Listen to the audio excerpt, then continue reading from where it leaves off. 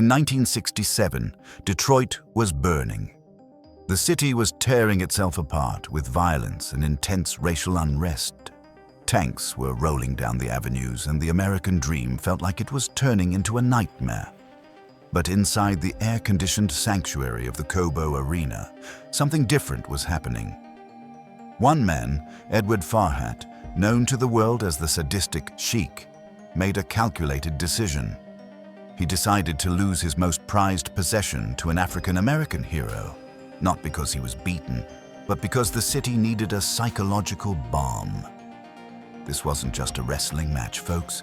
It was a symbolic victory that saw whites, blacks, and Mexicans cheering together as a unified front. This is the story of how two men used blood, fire, and a secret pencil to create the architecture of antagonism. Part 1. The Motor City Madhouse. Welcome back to the Wrestleverse, where we dig up the hidden stories of the Golden Age.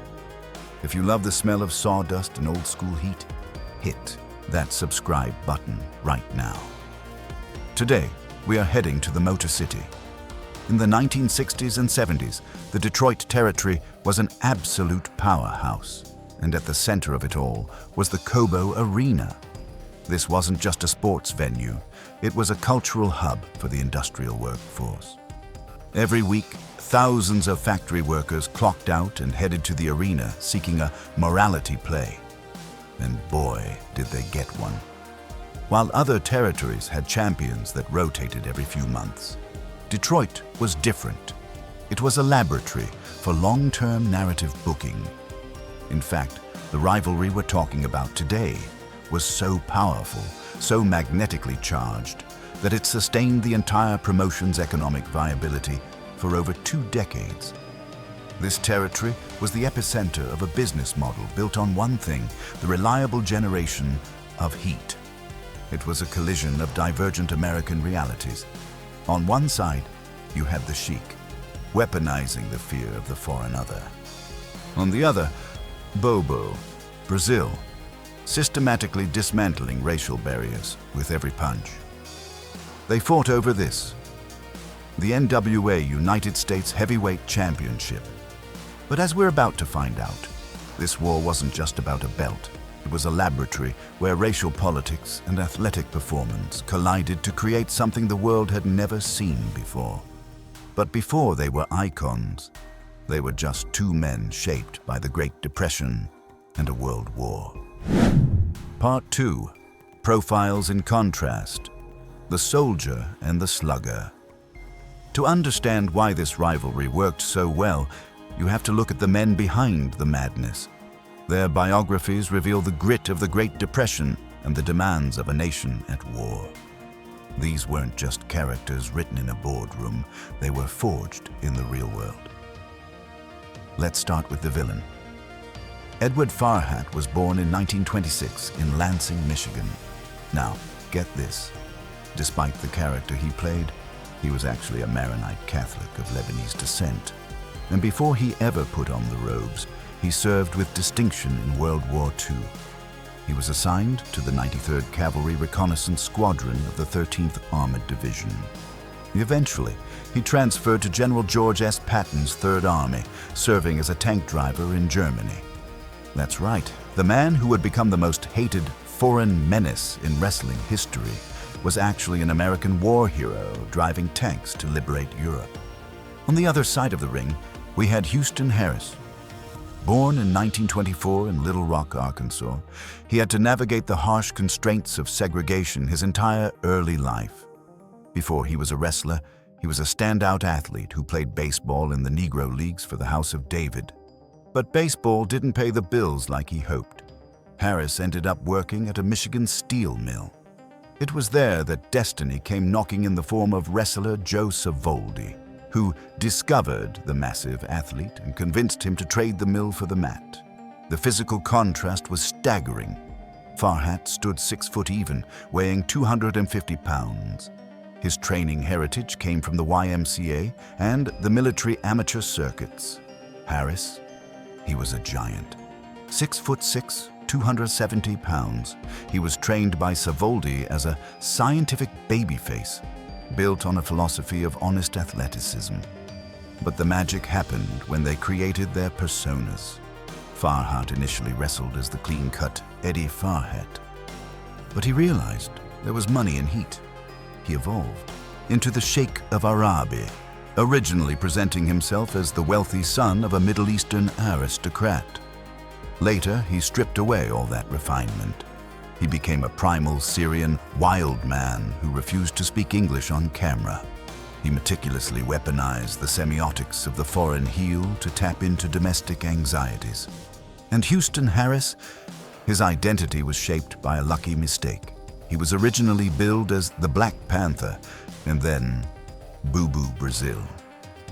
Yes, Boo-Boo. But thanks to a promoter's typographical error, Boo-Boo became Bobo. Instead of correcting it, he owned it. That misprint transformed into a marquee name synonymous with dignity. While Farhat was exploring behavioral vileness, Harris was systematically dismantling racial barriers from within the ring. So we have the tank driver turned wild man versus the steel mill slugger turned cultural icon. These two distinct identities were destined to collide.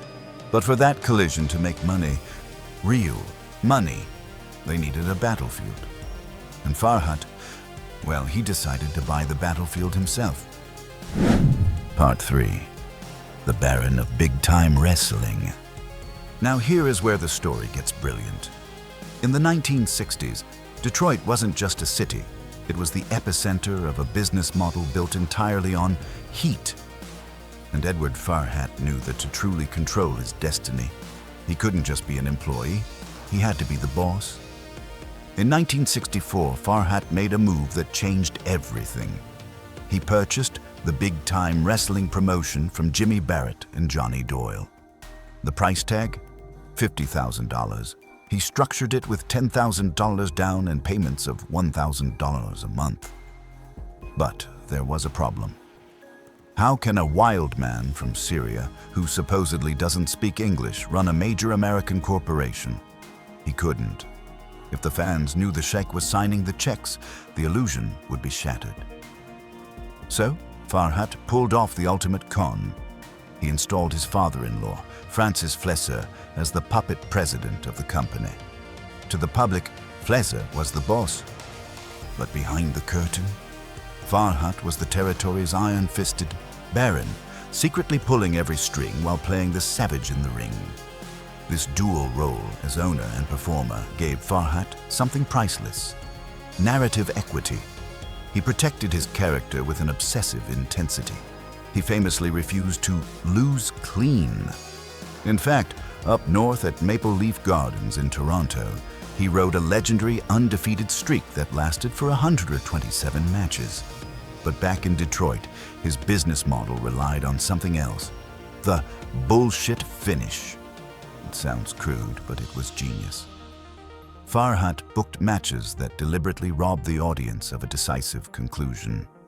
Disqualifications, countouts, riots, these weren't accidents. They were strategic mechanisms designed to make you so angry, so frustrated, that you had to buy a ticket 2 weeks later just to see if Bobo Brazil could finally get the job done. The vehicle for this decade-long war was the NWA United States Heavyweight Championship. This belt was the Holy Grail. In 1965, Brazil defeated the Sheik to secure his first major reign, giving the crowd a rare moment of catharsis. By 1971, after years of bloody stalemates, he won it for a historic 5th time, cementing himself as the territory's moral anchor. And in 1973, he secured a 7th reign. They traded that title back and forth to keep the houses packed. But standard wrestling matches weren't enough to sustain this level of hatred for 20 years. To keep the people coming back, they had to escalate the violence. They had to invent a new language of pain. Part 4. Blood, Fire, and Pencils. Inventing Hardcore. Decades before ECW, before Thumbtacks, and before Attitude, there was Detroit, The rivalry between the Sheik and Bobo Brazil was the foundational laboratory for modern hardcore wrestling. They realized that to keep the crowd engaged, they had to move the medium beyond the constraints of scientific wrestling and into a high-stakes theater of blood and chaos. The Sheik's entire arsenal was designed for psychological warfare. Before the bell even rang, he performed rituals with prayer rugs and incense. This wasn't just for show.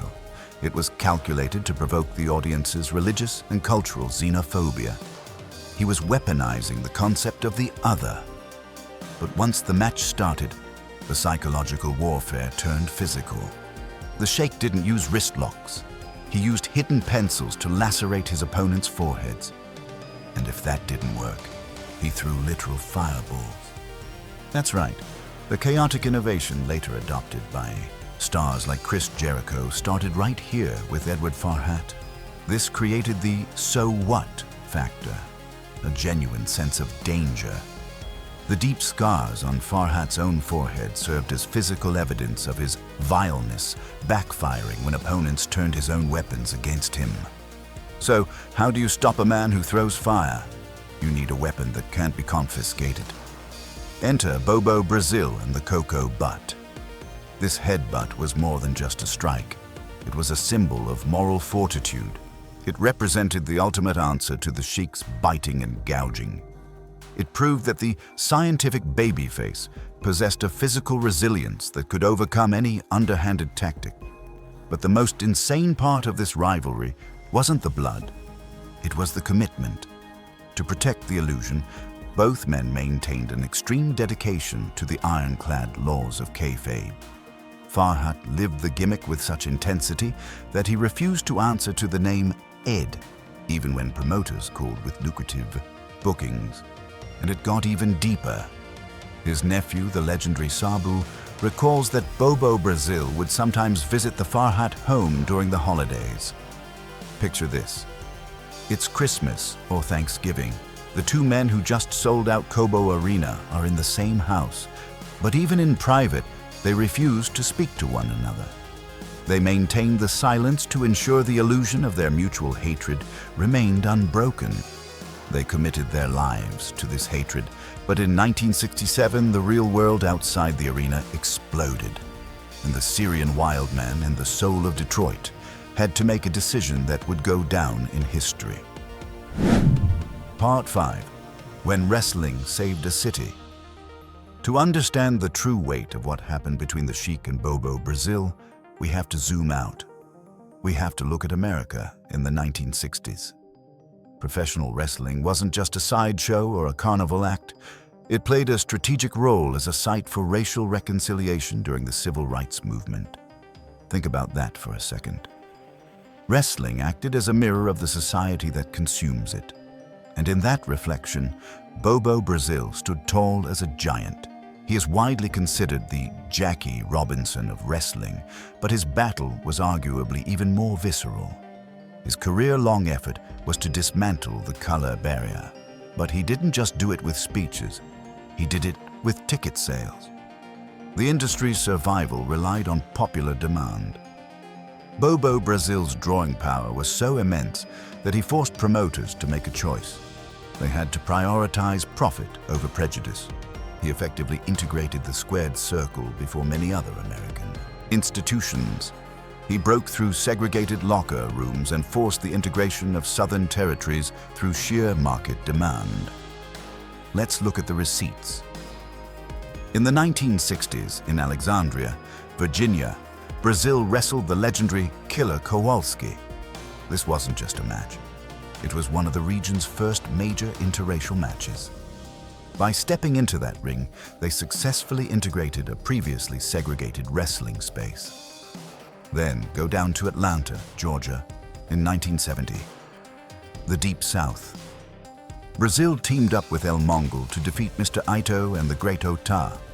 This was the first racially mixed match in Atlanta sports history. This phenomenon spread across the Southern Circuit. Promoters in regions like Memphis and Florida, places where segregation was deeply entrenched, were forced to abandon their segregationist booking practices. Why? Because they needed to capture the Brazil Gate. They couldn't afford to keep him out. But the most significant intersection of this rivalry with American history happened right at home during the 1967 Detroit riots. The city was a war zone. We are talking about a period of citywide violence and intense racial unrest. The streets were dangerous, the community was fracturing, and in the middle of this chaos, Edward Farhat, the Sheik, made a calculated decision. Remember, the Sheik owned the territory. He decided to drop the United States title to Bobo Brazil. This was not a random booking decision. This was a symbolic victory that acted as a psychological bomb for the city. Inside the air-conditioned Cobo Arena, the reality was different from the streets outside. Integrated audiences of whites, blacks, and Mexicans converged as a unified front. They found common cause in their support for Brazil against the Sheik's foreign-themed villainy. For those few hours, they weren't divided by race. They were united by the story. They were united against the villain. That is the power of the architecture of antagonism. It wasn't just about selling tickets.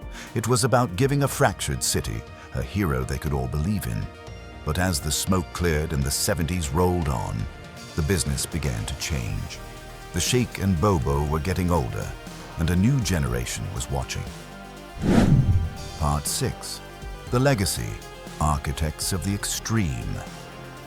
The rivalry may have started in the 50s, but the architecture of antagonism, established by Farhat and Harris, remains a foundational pillar of modern entertainment.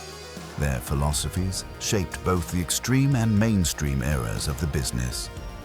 The Sheik's training academy produced a lineage that literally defined the hardcore movement. If you loved ECW, you have Edward Farhat to thank. His nephew, Sabu, carried forward the philosophy of living the gimmick, while Rob Van Dam combined the Sheik's intensity with high-flying athletic innovation.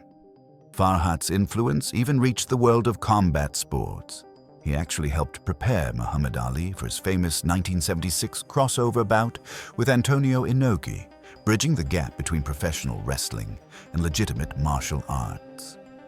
On the other side, Bobo Brazil's mentorship was equally transformative.